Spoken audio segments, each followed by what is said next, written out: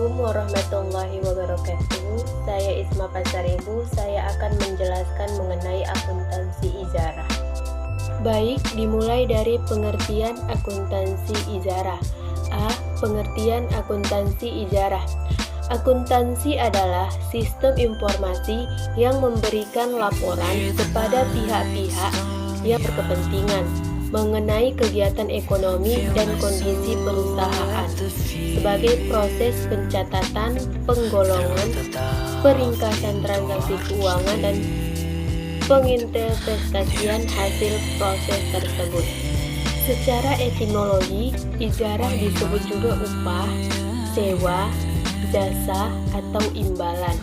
Sedangkan menurut istilah syara adalah merupakan salah satu bentuk kegiatan muamalah dalam memenuhi kebutuhan hidup manusia, seperti sewa-menyewa dan mengontrak atau menjual jasa dan lain-lain sebagainya.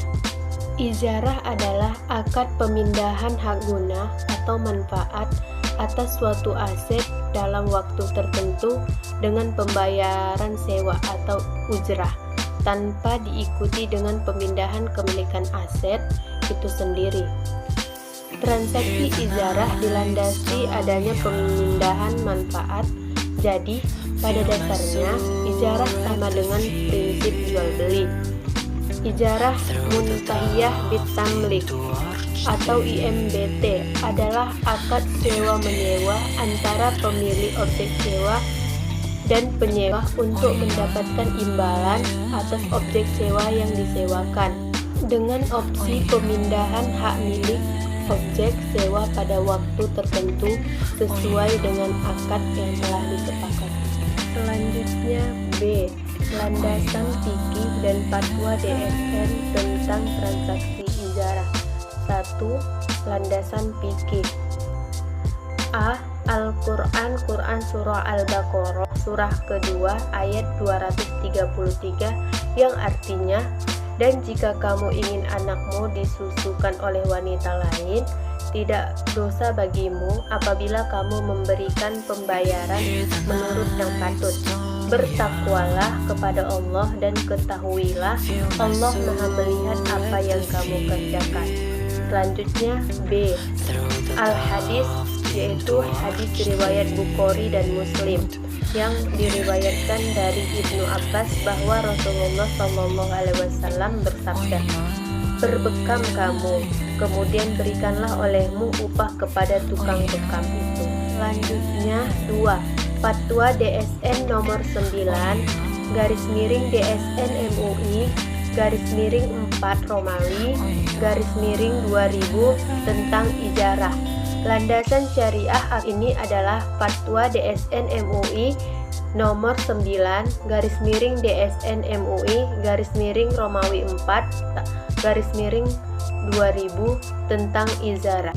Selanjutnya C. Rukun dan syarat transaksi ijarah. Ada beberapa rukun dan syarat yang harus dipenuhi untuk melaksanakan transaksi ijarah. Salah satunya A.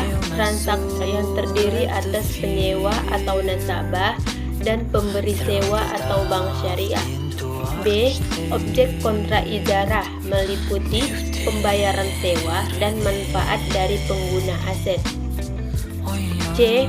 Ijab dan qabul dalam ijarah merupakan pernyataan dari kedua belah pihak yang berkontrak dengan cara penawaran dari pemilik aset atau bank syariah dan penerimaan yang dinyatakan oleh penyewa atau nasabah.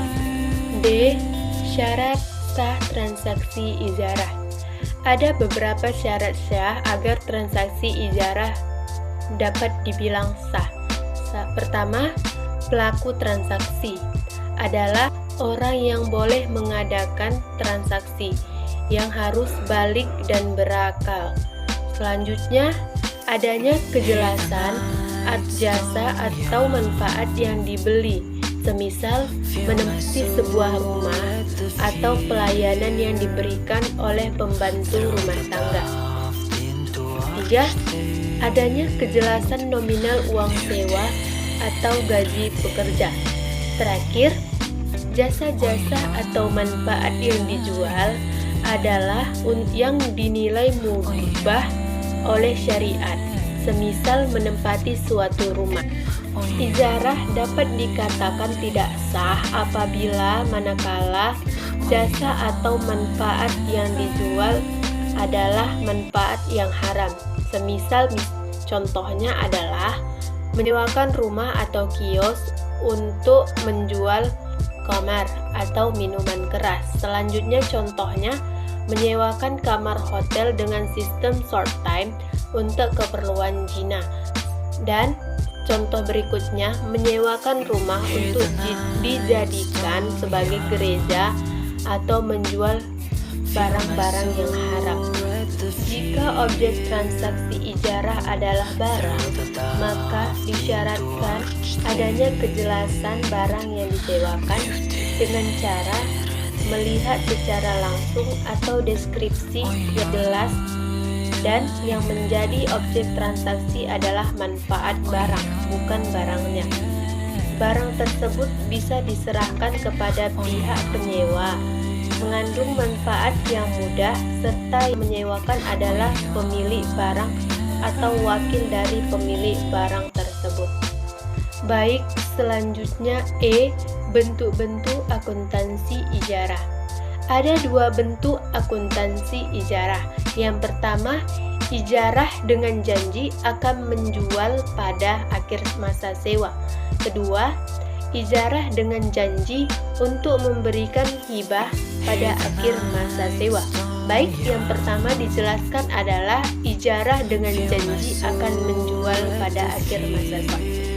Pilihan untuk menjual pada akhir masa sewa atau alternatif 1 biasanya diambil dari kemampuan finansial penyewa untuk membayar sewa yang relatif kecil. Ke sewa yang dibayarkan relatif kecil, akumulasi nilai sewa yang sudah dibayarkan sampai akhir masa periode sewa belum mencukupi harga beli barang tersebut dan margin laba yang ditetapkan bank.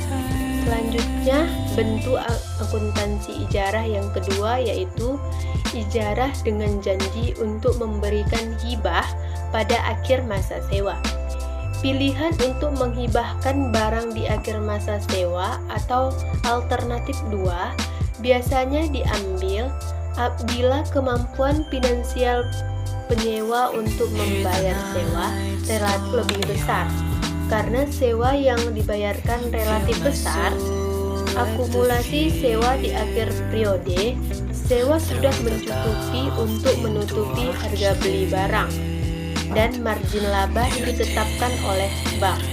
Dengan demikian, bank dapat menghibahkan barang tersebut di akhir periode atau di akhir masa periode sewa kepada pihak yang menyewa. Jadi, kesimpulan dari akuntansi ijarah adalah akuntansi ijarah adalah akad sewa menyewa antara pemilik objek sewa dengan penyewa untuk mendapatkan imbalan atas objek sewa yang disewakan dengan opsi perpindahan hak milik objek sewa pada waktu tertentu sesuai dengan akad yang telah disepakati oleh kedua belah pihak.